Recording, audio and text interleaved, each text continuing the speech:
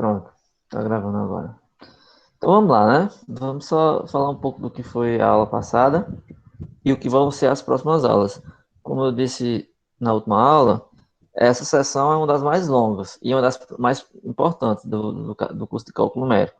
Toda disciplina de cálculo numérico tem essa parte agora que é encontrar as raízes de equação através de métodos iterativos, certo? Inclusive, nós vamos ver isso também como fazer na prática. Por exemplo, nós podemos usar alguns desses métodos iterativos utilizando o Excel.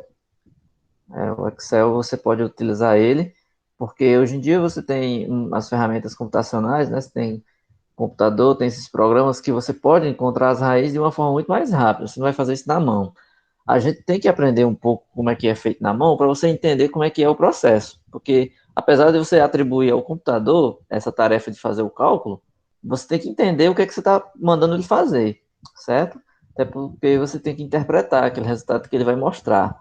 Então, se você joga uma conta lá para o computador fazer, se essa conta vai dar um resultado que você não espera, então você tem que saber que alguma coisa foi errada aí, houve um erro aí na hora de passar esses dados. Então, você tem que ter o conhecimento teórico do que é que você está fazendo, certo? Então, qual é a conta que você está passando para o computador fazer e por que que ele deu um resultado que você não esperava, né? Então, alguma coisa está estranha aí. Então, vamos lá.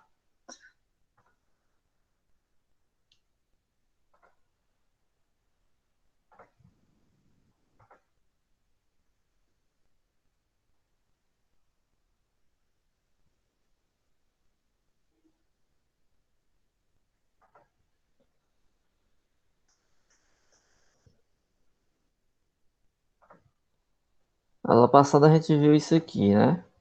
A gente viu que para fazer a próxima, uma coisa importante era conhecer a continuidade de uma função. Ela tem que ser contínua porque a gente utilizava um teorema chamado teorema do valor intermediário, onde você pegava os extremos da função, se der um positivo e um negativo, é porque no meio ela tem que cortar o eixo x. Então tem uma raiz, certo? Então era importante que ela fosse contínua. Aí a gente fez aí umas contas, vimos uns exemplos assim, fiz uns desenhos, né? E tem uma fase, agora duas fases nesse que faz você encontrar as raízes, que é o isolamento das raízes, que é quando você aplica pela primeira vez esse teorema do valor intermediário, né? Que ele está aqui. Esse daqui, esse teorema 1 aqui. É o teorema, é, teorema do valor intermediário, certo? Às vezes você vai conhecer ele só assim, TVI, certo? Teorema do valor intermediário. Que você tem uma função contínua, no intervalo fechado AB. Aí se o produto da f de A vezes B dá negativo, é porque existe um elemento entre o A e o B, que f aplicado nele dá zero. Então a gente já viu isso. E na aula passada eu expliquei como é que você interpreta isso geometricamente. Aí tem aí vários exemplos. Ó, tá? Esse f de A, aqui é o A. O f de A é esse número aqui. Ó. Ele cai aqui embaixo, então ele é negativo. O B está aqui em cima. Então o f de B ele é positivo. Então, um número positivo vezes um negativo, nós já sabemos que isso aqui dá negativo. Então, se o produto desses dois é negativo e a função é contínua, é porque tem um no meio, no caso esse aqui, que a f aplicada nele, zero. É? Então é isso. Existe pelo menos um, claro. Você pode garantir, pode existir mais de um, certo? Né, aqui exemplos onde você pode encontrar mais de uma raiz quando o intervalo é maior, tá bom? Nós vimos esse exemplo. Esse exemplo aqui a gente pegou e analisou no intervalo simétrico, né? Pegando f no menos um e pegando f no um. Um deles deu negativo, outro deu positivo. Então quer dizer que entre menos um e um tem alguém que anula essa função. Certo? Então isso aí tem alguns exemplos. Vamos ver agora o seguinte.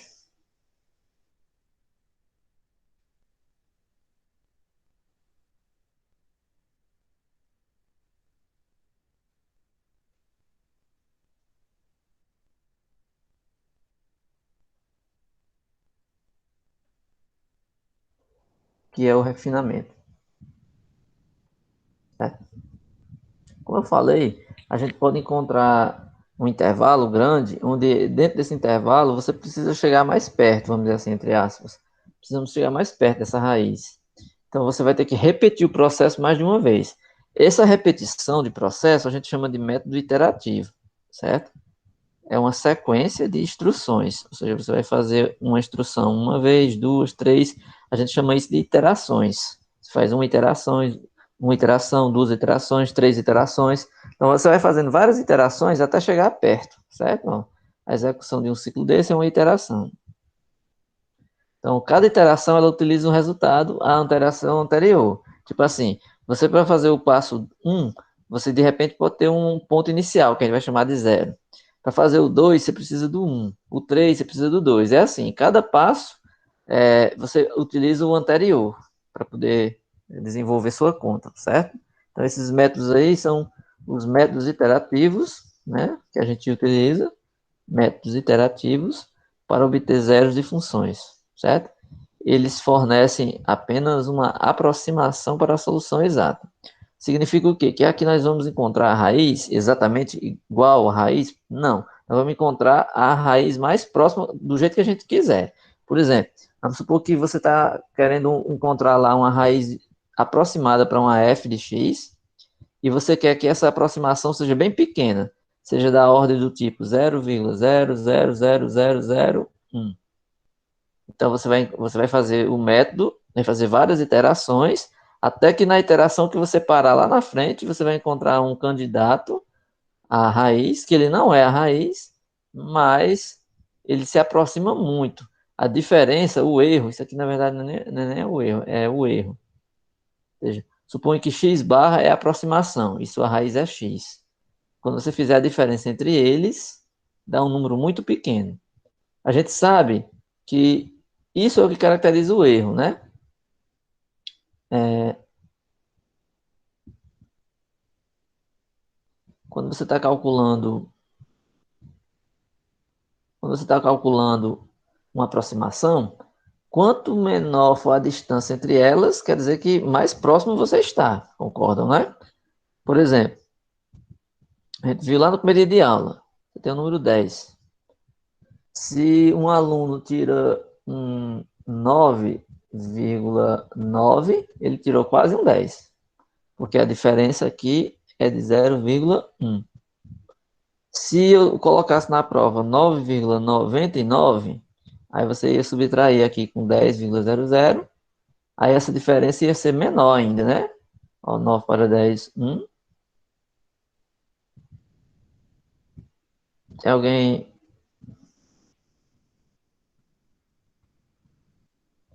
que tenha 0,01. Então, qual é o erro menor? É o primeiro ou o segundo?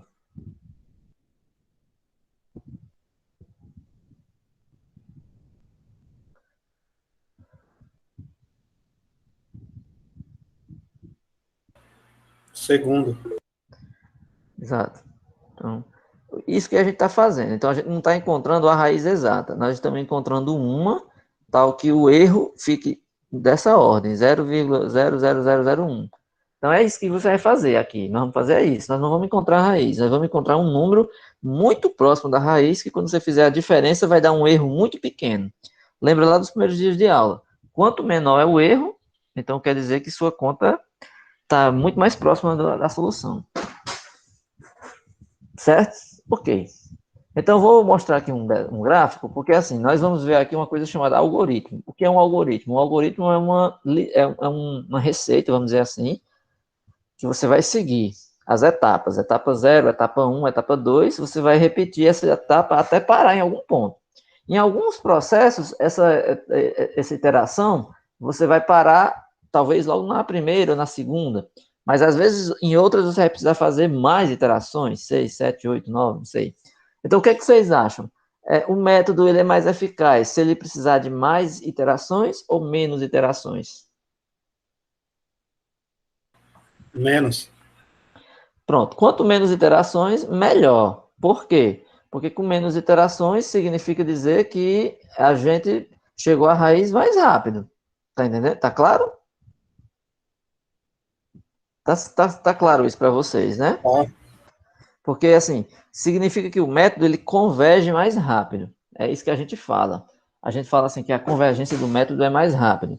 Porque, nesse caso, a convergência é o que leva à sua raiz. Por exemplo, a gente chama de convergência essa aproximação da raiz. Um método, quando a gente diz que ele é convergente para uma raiz, quer dizer que ele chega nessa raiz.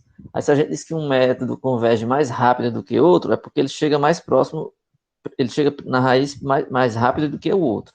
Aí nós vamos ver aqui mais de um método e nós vamos comparar eles. Então, primeiro, você tem o início aqui, que é o problema em si, aí os dados iniciais do problema que você tem e os primeiros cálculos, certo? Aí o que, é que você vai fazer? As iterações, ele vai chamar com índice K, por exemplo. Quando ele coloca K igual a 1, ele está dizendo que está fazendo a primeira iteração, certo? Aí, essa primeira iteração, você vai calcular a próxima agora, calcular a nova aproximação. Aí você encontrou a próxima aproximação, você vai fazer a seguinte pergunta: essa aproximação está próximo o suficiente da raiz exata? Bem, essa pergunta aí ela tem uma coisa que você tem que ficar atento.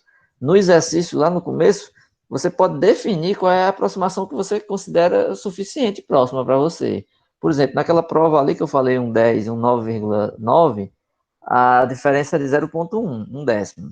Se eu colocar 9,99, já é um centésimo. Então, eu quero uma aproximação de décimos, de centésimos ou de milésimos. Então, depende do que eu quero. Se eu quiser uma aproximação por décimo, aquela primeira já é suficiente, 9,9.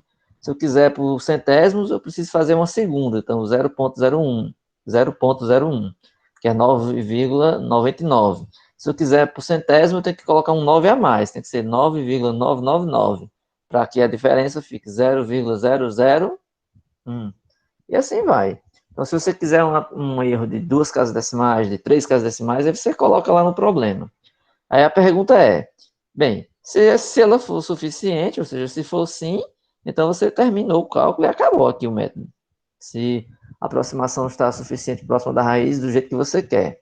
Suponha que não. Se não, você continua o método. Ou seja, você vai fazer mais cálculo, agora você vai passar para o próximo passo. Se você estava no K igual a 1, então o próximo vai ser K mais 1. Então vai ser a iteração 2. Se você estava no K igual a 2, vai fazer uma terceira iteração, vai passar para 3. E assim sucessivamente. Bem, quando você encontrar a próxima, aí ele faz esse desenho aqui, né? Ó, ele faz essa seta aqui, voltando, né? Ele pega esse desenho aqui voltando. Porque assim, cada vez que você encontra uma iteração da frente, você tem que voltar a esse quadro aqui e fazer a mesma pergunta de novo. Você vai calcular a próxima e olha se essa próxima é suficiente. Sim, então acaba. Se não, continua. E fica esse ciclo aí, fica só rodando. Enquanto você não chegar numa aproximação que você deseja, ele continua. Então, o algoritmo vai ser uma coisa assim, ele vai dizer mais ou menos como é que é. Então, assim, o algoritmo ele vai dizer como é que são esses passos. Aqui é apenas um esquema de como é que funcionam as iterações, tá certo? Agora, como é que vai ser a iteração, aí depende de cada método, entendeu? Cada método vai ter uma conta a ser feita.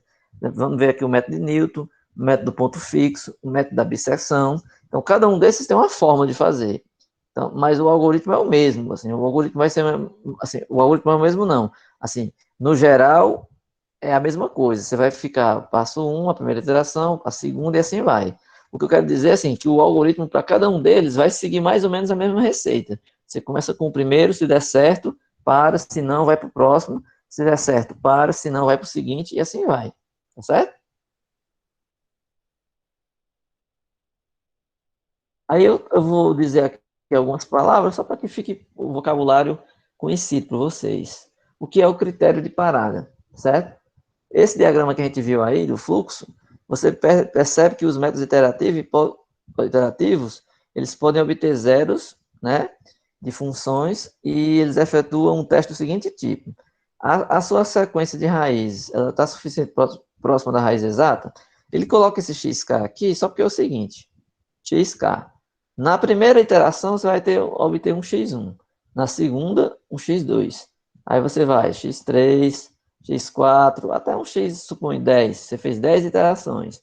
Aí, supõe que na 10ª você encontrou uma raiz que você acha que ela é suficientemente próxima do que você quer. Então, você fez 10 iterações, certo? Então, esse índice K, ele está enumerando a quantidade de iterações que você vai fazer, certo? Ó, xk está suficientemente próximo da raiz, que de repente, na sua primeira, né, no x1, ele já pode ser suficiente para você.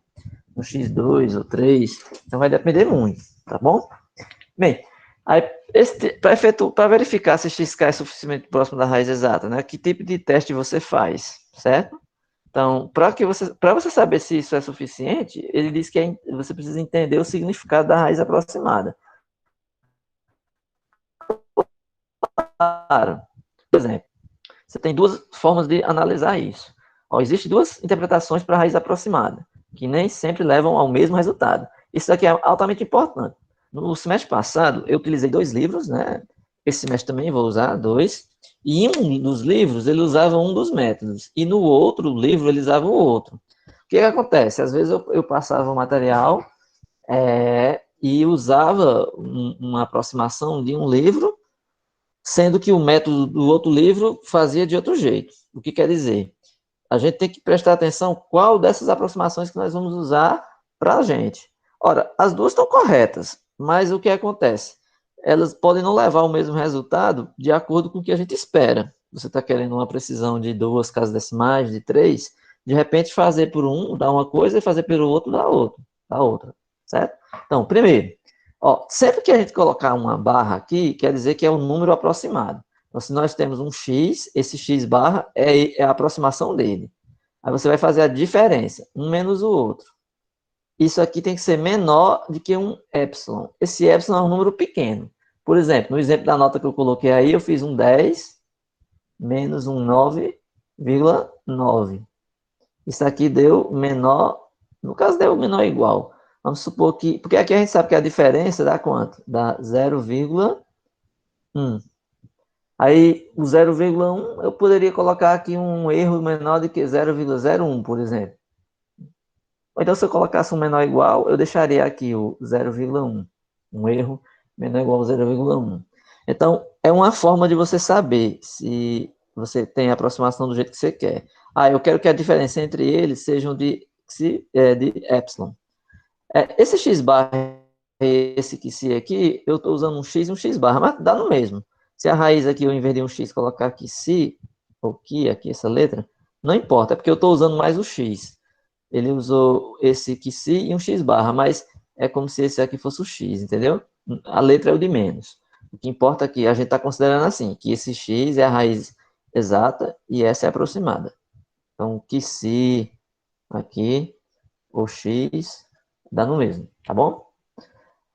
Então, essa é uma forma de você saber. Ah, eu quero com erro de uma casa decimal. Aí você faz a diferença e vê se dá uma casa decimal. Outra forma de você fazer é você encontrar a reta, a aproximação x barra. Aí você, em vez de subtrair ela com x, você aplica f nela, certo? Você aplica f. Bem, se x barra fosse a raiz, né, f de x fosse a raiz exata, tem que dar quanto? Óbvio que tem que dar zero. X é a raiz, né? Se esse aqui não é a raiz, o x barra, então significa dizer que ele tem que ser um número bem perto da raiz. Então, se ele está bem perto da raiz, ele está bem pertinho do zero, concorda? Mas se ele está bem pertinho do zero, então ele é um número bem pequenininho. Aí esse pequenininho aqui a gente vai saber se eu quero esse pequenininho epsilon com uma casa decimal, se eu quero com 2 casas decimais, e aí vai. Tá certo?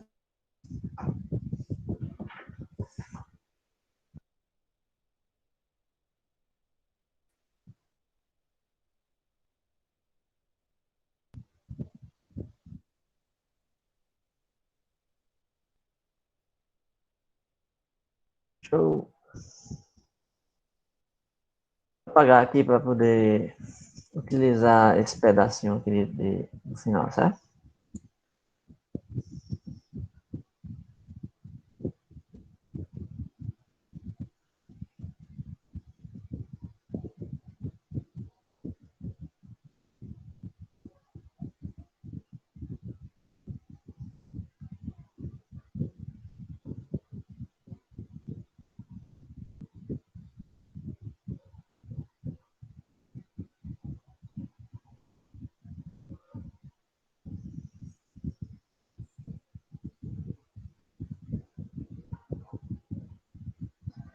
Certo, então vamos lá. Aí a pergunta que fica: como é que você efetua esse primeiro teste aqui se você não conhece a raiz exata? É uma pergunta que tem todo sentido, né? Você vai dizer assim, professor, eu não sei quem é.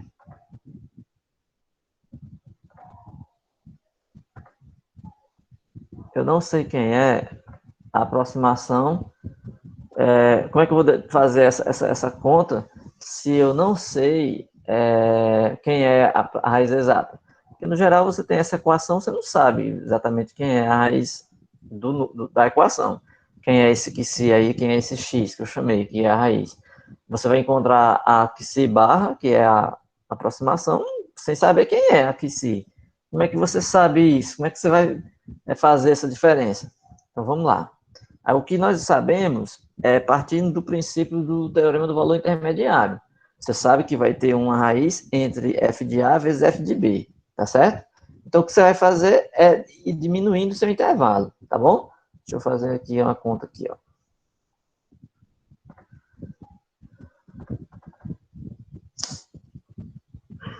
Uma forma é reduzir o intervalo que contém a raiz, que é aquilo que eu falei, certo? Por exemplo, ao conseguir um intervalo AB, você pegou um intervalo AB. Esse AB aí, você pode fazer ele arriscando, que nem eu fiz naquele exemplo de ontem, da última aula. Você aplicou no -1 e no 1. Viu que um deu negativo, outro deu positivo. Aí você vai pegar esse intervalo e vai diminuir ele. Você pode diminuir ele, por exemplo, pegando ele ao meio. É uma hipótese. Por exemplo, nesse caso aqui, nós estamos pegando o que se no intervalo AB, certo? E eu vou pegar a diferença de B menos A menor que epsilon. Então, para todo x que tiver dentro desse intervalo, a diferença entre x menos si é menor do que epsilon, certo? Então, significa o quê? Que para todo x que eu pegar dentro desse intervalo AB, eu vou tomar um x barra que serve para esse caso. Ou seja, se o intervalo AB é esse, e a diferença entre A menos B é menor do que si, ou seja, e essa é o erro que eu quero, então qualquer x barra que eu pegar aqui no meio, entre A e B, já serve. Porque se você fizer o f desse x... deixa eu só usar a mesma letra, né? Porque eu acho que fica um pouco confuso. Tá mudando, não é muito didático eu estar mudando, usando que si e x barra no mesmo exemplo. Tá? Deixa eu, em vez de usar x barra, eu vou usar a letra que ele está usando, tá bom? Porque senão pode causar alguma confusão para vocês, não fica muito didático não. Então imagine que esse que se aqui, é que eu não gosto de usar essa letra aqui. Então quando você aplicar o f de que se aqui, ele já vai dar o que você quer. No caso aqui ele colocou exatamente um número que zera, seria uma raiz exata. Mas se não fosse exata, ele estaria bem aqui próximo, ó, certo? De tal forma que a imagem dele está aqui em cima. Aí se a raiz é zero, então a diferença entre eles aqui, ou seja, vou fazer esse desenho um pouco maior. Então aqui é o zero e aqui é o f de QC. De tal forma que a diferença entre a raiz, né, o f de QC menos zero, é menor do que o erro que eu quero. Ou seja, então o f de QC é menor do que o epsilon que eu quero. Esse epsilon em geral vai ser 0,1, 0,01, 0,001, são coisas desse tipo, na maioria das vezes. Aqui são outras formas que ele faz, tá bom? Por exemplo, obviamente, como eu falei agora há pouco, essas duas condições nem sempre vão levar ao mesmo resultado, certo? Aí você pode obter coisas do tipo assim, ó. Você tem um x barra, que ó, ele muda aqui. Ele chamou de x barra aqui, tal que o f de x barra dá uma diferença pequena. Mas se você fizer o x menos x barra, dá maior do que o epsilon. Aí ele fez esse desenho aqui, ó. O x barra está aqui e o que cita aqui. Se você aplicar o f no x barra, ele vai dar um número que, quando você fizer a diferença em módulo, ele já dá um erro pequeno, porque ele vai estar com uma diferença aqui pequena em relação ao zero. Mas se você fizer o x menos o x barra, você vai perceber que a diferença entre eles já vai dar maior do que o número que você tem. Ou seja, quer dizer que você não tem é uma aproximação muito boa se você tomar x um menos o outro, porque eles ainda estão longe. Ou seja, então, no geral, você vai decidir qual dos dois você vai utilizar, para poder não ter essa contradição, de que a diferença entre um e o outro seja maior. Nesse caso aqui, ele conseguiu um exemplo que os dois batem, mas nem sempre isso vai acontecer. Ó. Você pode acontecer de que, nesse caso aqui, ele pegou o x barra e o psi bem maior do que o erro. E o f de x barra é menor do que o erro. Então, os dois são com sinais diferentes. Aqui ele pegou trocando. A diferença entre x barra e psi, né? Ele pegou menor do que o erro, epsilon. Mas se você aplicar o f de x barra, ó, a imagem do f de x barra já dá lá em cima. Então já dá maior do que o erro. Porque essa diferença entre eles aqui vamos chamar de epsilon. Então esse pedacinho aqui é epsilon, mas esse f de x barra é maior do que o epsilon. Então quer dizer que os dois métodos eles não podem ser usados assim, que podem dar essa contradição. Então, no geral, normalmente escolher um ou outro, tá bom?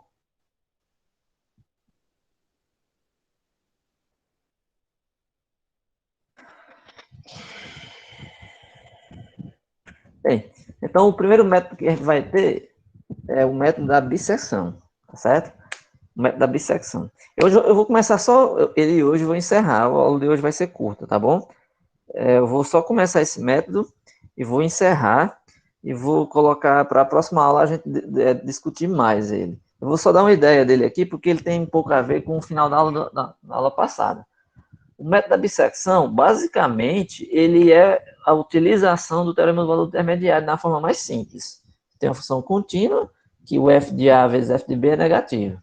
Então, ele supõe que, para simplificar, ela contém uma única raiz aqui no meio, certo?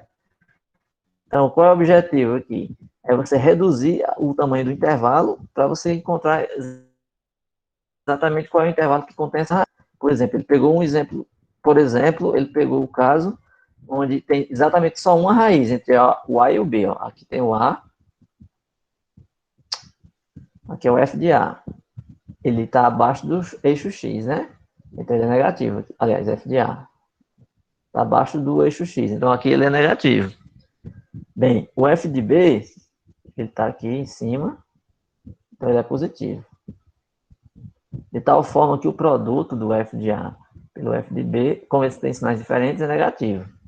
Ora, mas se é negativo, então, pelo teorema do valor intermediário, existe alguém, né, aí, entre A e B, coloca até assim, aberto, tal que esse F aplicado nele, né,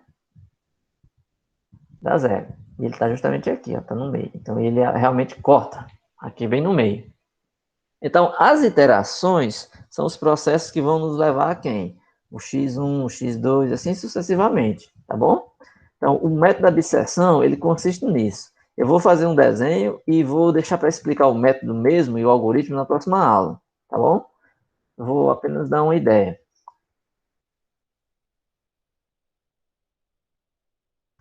Então, ó,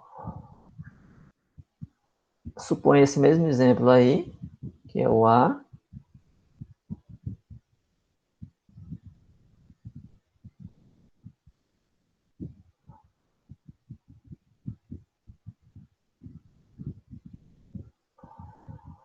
que é o B,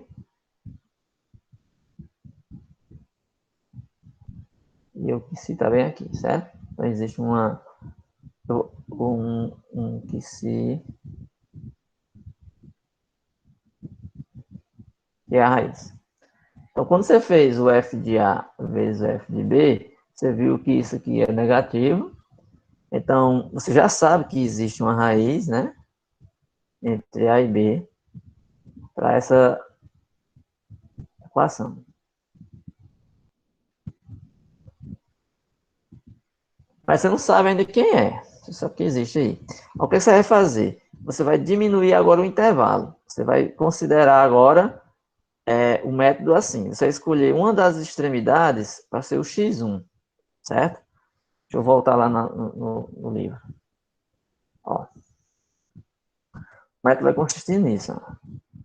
Vou pegar uma sequência de pontos, que eu vou chamar x0, x2, x1, certo? De tal forma que eu quero diminuir o intervalo, tá bom? Então, o que ele vai fazer? Eu até comecei aqui mal, deixa eu apagar para fazer melhor.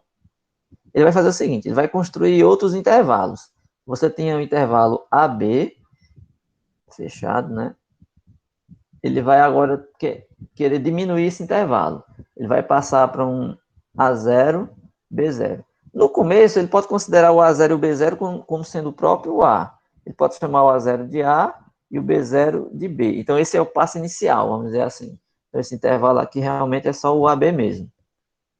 Suponha agora que eu quero um intervalo menor. Ó, a raiz está aqui. Então, vamos supor que eu estou querendo cortar o intervalo bem aqui. Eu estou querendo analisar ele só daqui para cá agora, ou menos, não sei. Sei que eu quero diminuir, porque assim, quanto mais você vai diminuindo o intervalo aqui, ó, mais você vai ficando perto da raiz, ó. Então é isso que consiste o método. É você, em cada passo que você for fazendo, você vai chegando mais próximo. De tal forma que quando você chegar num número que esteja bem aqui, ó,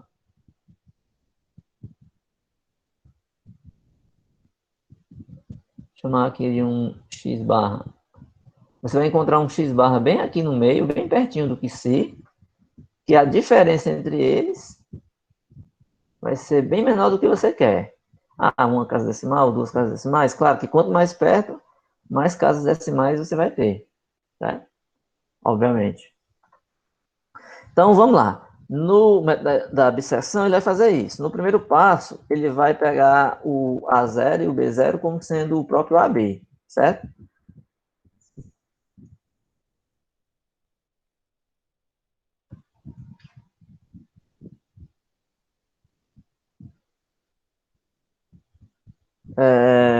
Então, o que é que acontece? Ele vai pegar ali o ponto médio do intervalo. Então, ele já tem o A0 e o B0, certo? Então, vamos calcular o x0. Então, x0 vai ser A0 mais B0 sobre 2. No caso do A0 e B0 ser o A, próprio A e o B, então você vai só igualar. O seu A0 é A, né? Mais B sobre 2. Isso aqui é justamente o ponto médio do seu intervalo AB, certo? Deixa eu fazer o desenho aqui em cima. Vou colocar um traço aqui. Aqui era o A e aqui era o B. Então, o seu x0 vai estar aqui no meio, certo? Ok. Se esse x0 aí fosse a solução, então o f de x0 vai dar um número bem próximo, certo? Se a gente fizer a aproximação aplicando o f de x0, ó. O que, que ele faz? Ele pegou o x0, como eu fiz, né? O A0 mais B0. Aí ele analisou. O f de A0 deu negativo, o f de B0 deu positivo. Aí ele pega, aplica o f no x0. Esse x0 você vai ter que calcular. Você não sabe quem é A, quem é B? Você calcula A0 mais B0 dividido por 2. Aí aplica o f. Deu positivo, o f de x0, por exemplo. Então, nesse caso aqui, ele tomou o A0 como sendo A1 e o x0 como sendo o B1. Significa o quê? Que ele vai querer que esse f de x0 aqui vá aproximando, né? O x0 é um número que está perto, que vai. Ele quer construir uma sequência que se aproxime do que se. X0, X1, X2, até Xn, sei lá. De tal forma que em cada passo desse você vai ficando mais perto da raiz. Certo? Então o que ele vai fazer na primeira é essa. Ele vai pegar o seu próximo intervalo, agora vai ser esse. O A1 vai ser o A0 e o B1 vai ser o X0. Deixa eu só voltar aqui ó, no desenho para ver se vocês entendem. Ó, esse x0 é esse, tá certo? Então, o A aqui, o A0 e o B vai ser o B0. Ele calculou o f de x, ó, o f de A sendo negativo e o f de x0 sendo positivo, significa dizer que entre A e x0 existe uma raiz aqui no meio. Então, em vez de olhar esse intervalo todinho, vou colocar aqui embaixo, eu vou olhar só o intervalo de A0 a x0, tá bom? Porque eu já descobri que entre A0 e X0 tem o quê? Tem um número que anula. Então eu vou encontrar agora o próximo, que vai ser o meu X1, certo? Como é que eu vou fazer o X1? Aqui está aqui. Vai ser o A1 mais B1 sobre 2. Ora, mas quem é A1 e B1? Aí o A1 e o B1 você encontra usando o passo anterior. Ele chamou o A1 de A0 e o B1 de X0. Ó, ele fez isso, ó. Ele considerou que agora o seu intervalo A1 é esse e B1 é esse. Ou seja, você tinha inicialmente o intervalo AB e encontrou um X0 aqui no meio. Agora você vai reduzir o intervalo que você vai estudar. Você vai passar só para isso aqui agora. Só que agora eu não vou chamar ele de A e X0, vou chamar ele de A1, B1. É a metade do intervalo. Aí eu vou fazer aquela mesma conta. Vou testar o ponto médio, que eu vou encontrar bem aqui no meio. E é justamente o X1.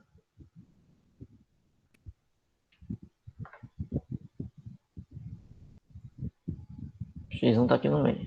Aí eu vou procurar. Se esse aqui com esse, um deles for positivo e o outro for negativo, eu vou analisar o do aqui do meio. Mas suponha que não, os dois deu o mesmo sinal. Aí você vai olhar entre esse e esse. Porque uma coisa é fato. Se o f de A vezes f de x0 deu negativo, você já sabe que no meio desse intervalo tem uma raiz. Você só não sabe se está desse lado aqui ou se está desse. Tá bom? Então, o x1, que é o ponto médio aqui, você vai fazer A1 mais B1 sobre 2.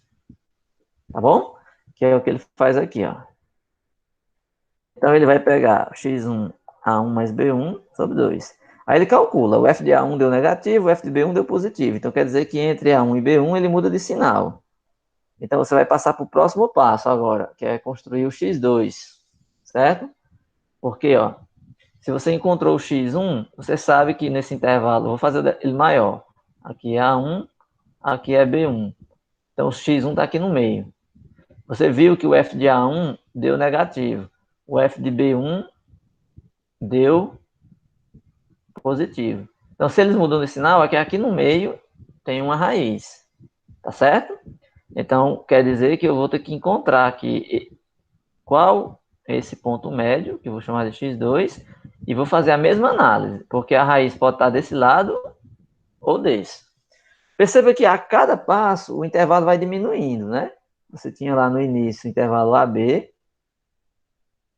no próximo você vai ter o A até o x0, no outro o A até o x1,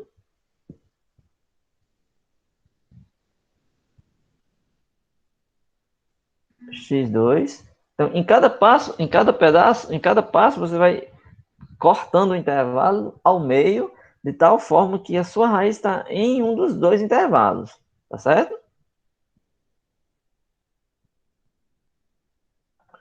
Tá claro? Assim, estão entendendo ou não? Tá calado?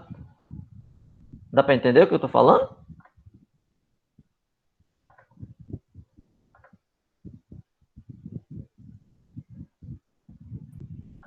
Bem, eu vou supor que Dá, professor. Seria bom uma atividadezinha para a gente ir gravando na mente, né? sim. Se puder passar, é Eu bom. vou fazer. É porque nesse caso a gente tem que primeiro ver a parte teórica. Só um minuto.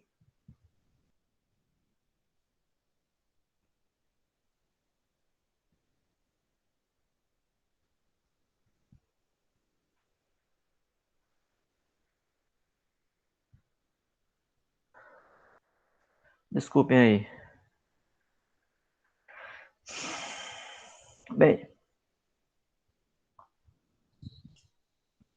aqui com o exemplo fica mais prático. Assim, com o exemplo fica mais fácil, certo? Com o exemplo fica mais fácil. Deixa eu pegar um exemplo melhor aqui. Ele pegou um exemplo.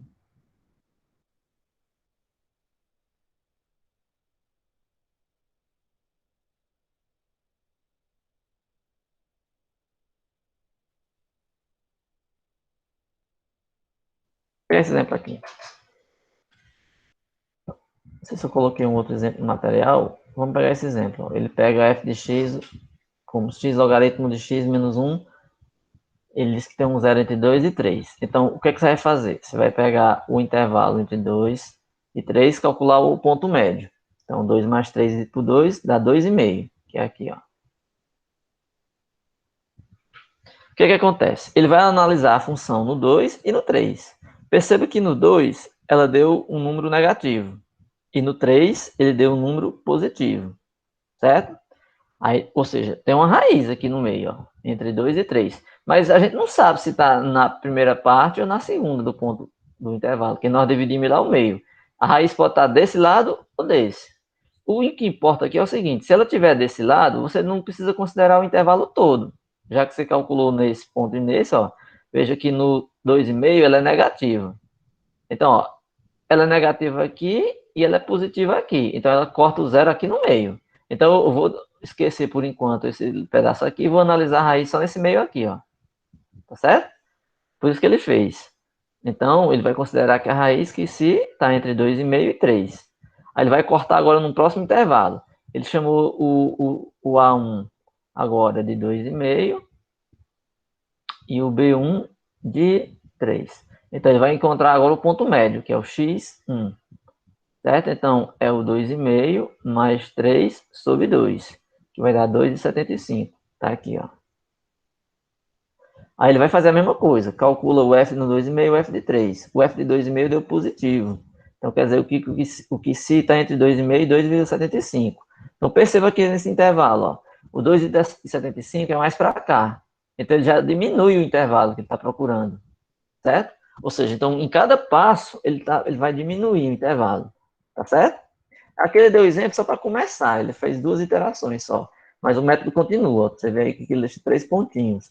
Ou seja, é só para dizer que você teria que calcular o x2, x3. Quando é que você vai parar? Aí vai depender. Se você quiser uma aproximação com 2 casas decimais, aí você vai ter que fazer a diferença entre eles, o x menos o que si, x barra menos o que si menor do que 2 casas decimais. Você coloca 0, 1. Ou se você quer analisar através desse daqui, x barra, que seja menor do que 0,01. Você usa esse ou esse, certo? Não os dois ao mesmo tempo. Bem, faz o seguinte, eu vou preparar alguma coisa, material, que eu já tenho alguma coisa sobre isso digitado, eu vou complementar esse material e vou preparar para a aula próxima, tá bom? Aí na aula de terça-feira eu vou fazer umas explicações sobre esse método aqui. Eu vou concluir ele, certo? A gente tem uma aula maior e com mais detalhes. Eu vou fazer uns exemplos práticos para que fique mais fácil e também eu vou dar uma aplicação desse exemplo, talvez usando o uso do Excel, ó. Que se vocês estão vendo aqui, tem uma tabela. Essa tabela ela é mais prática de se fazer um método mais rápido. Então, o Excel faz isso aqui rapidinho. Mas, óbvio, claro, eu quero que antes de usar o Excel, usar uma coisa assim, um programa qualquer que faça essas contas, eu quero que você aprenda o método. Não adianta eu saber usar o Excel sem saber qual é o método, tá certo? Aí, o interesse é fazer essa conta à mão e usando uma calculadora, que é aquela calculadora que eu falei. Uma calculadora que seja científica, que faça esse tipo de cálculo, tá certo?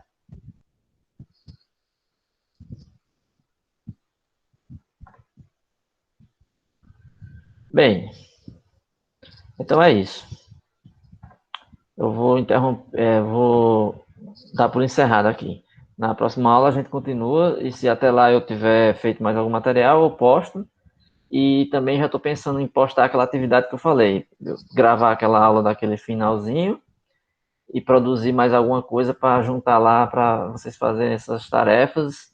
E se por acaso a gente chegar no momento que a gente tem muita coisa para fazer, a gente dá uma pausa de uma semana, talvez, um dia sem ter aula, assim, sem ter aula síncrona, né? A gente pode passar um dia sem ter aula síncrona, aí nesse dia eu só posto o vídeo. De repente dá uma pausa para vocês, para não ficar tão corrido, e vocês meio que acompanharem. Aí vocês fazem a leitura do material, assistem a aula gravada e meio que põe em dia, tá bom? Certo, ótimo. Pois é isso, então. Então eu vou encerrar, eu gravo a aula, amanhã ou sábado no máximo eu posto. E até terça-feira eu devo estar produzindo alguma coisa para colocar lá. Se eu não colocar, na terça-feira a gente programa essa aula aqui e eu combino com vocês o envio desse material digitado. Pois até terça. Tchau.